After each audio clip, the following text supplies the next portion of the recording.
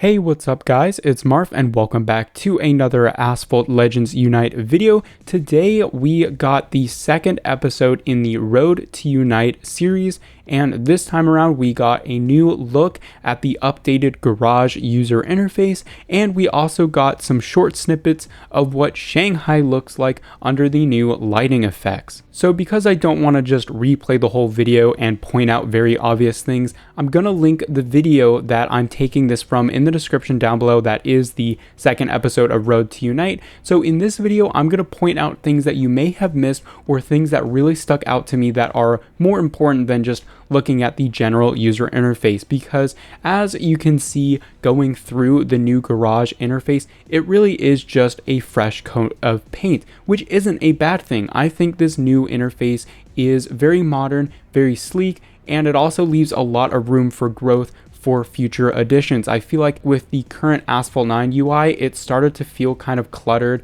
and it really seemed like every time they added a new feature, they had to shift around the menus a bit to accommodate that. But with the new user interface that they're showcasing here for the Garage layout, it seems like they can sort of add and replace modules under the different subsections so that when they do take away or add events, it won't bring a huge shift into the user interface. The other thing I'm going to point out is just that the way the car is now presented, it looks so much better in my opinion, and we can also see that the Garage does in fact change in terms of the panels behind the car that is presented to the player. So you'll see briefly there are images of Shanghai behind the car, but they do shift around and seem to act like normal TV screens or LEDs. So that's a good thing. It means that hopefully in the future they can update this to give us different backgrounds, or maybe even during different events the background will change, which is awesome. But overall, in my opinion, this is a huge step up from the bland,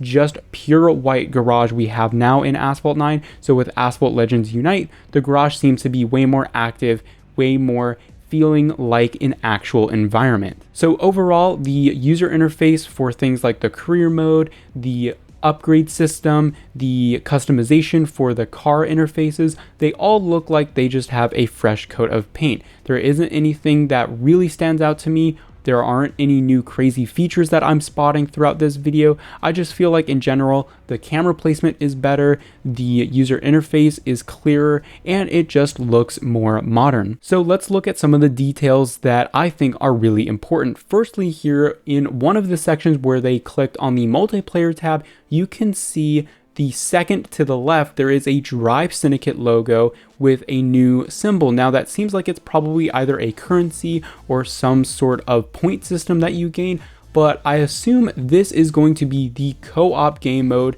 that they have been teasing for a while now, which should be the Cops versus Racers mode. So with the Drive Syndicate logo, I assume this new mode will be Syndicate themed, which is actually really cool. I'm glad that they're tying in the Drive Syndicate outside of just their specific events. They've started to do that with some of the other daily events, like we've had those short ones in the past, but it's nice to see that we're getting it in multiplayer. So of course, it's going to be security versus Syndicate drivers, and it's going to be a 5 versus 3 chase down. Now this is the information that I've gotten from the new asphaltlegendsunite.com website, which also has some snippets of information that you might want to see. So I'm going to also link that in the description down below.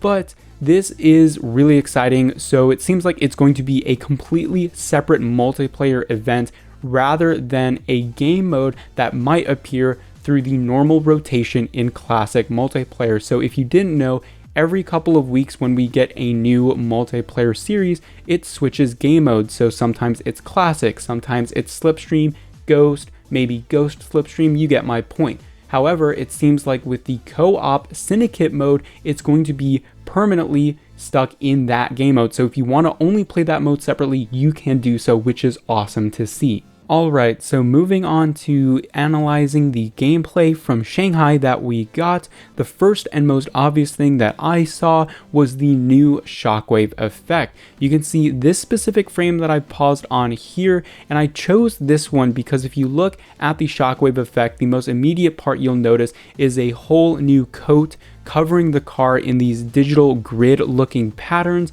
So gone are the smooth flowing lines. We still do have them coming from the tail end of the car, but it seems like the effect that covers the car is now totally different with that digital glitch look. However, I chose this frame because if you look in front of the car, you can see that everything is all warped. Everything looks a little weird. Now, personally, I've never noticed this in the current version of Asphalt 9.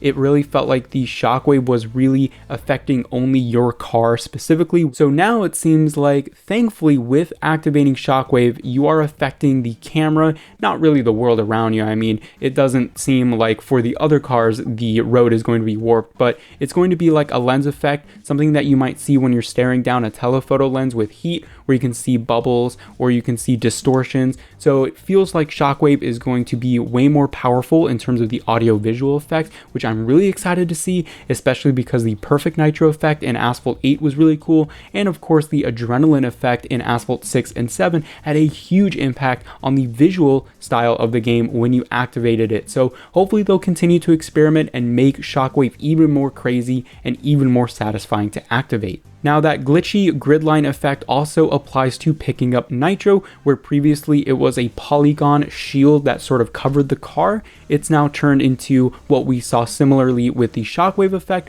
but now it's in the color of the nitro bottle. So here the user is picking up the gold or yellow nitro bottle, and you can see that they are now covered in yellow lines. Throughout the video, you'll also notice a lot more light sources being reflected on the paint of this Fener Super Sport, and you'll also notice that the headlights, of course, are turned on because Shanghai is, well, during the nighttime. So that was something that I was really excited to see. It wasn't just that headlights were just going to stick out in the front of your car. It does seem like obviously they're going to track in front of the car, and also it seems like they're going to place on the ground in front of you and be able to adjust to the height of the car, so it isn't just like stuck on the texture in front of you. So that's cool to see as well. All right, so beyond that, I didn't really notice too much, but of course I am very open to hearing what you guys have seen in the comment section down below. Is there anything that I missed that you think is important? Any little detail that I didn't spot? Let me know your thoughts as well of the whole situation. I mean, this whole new garage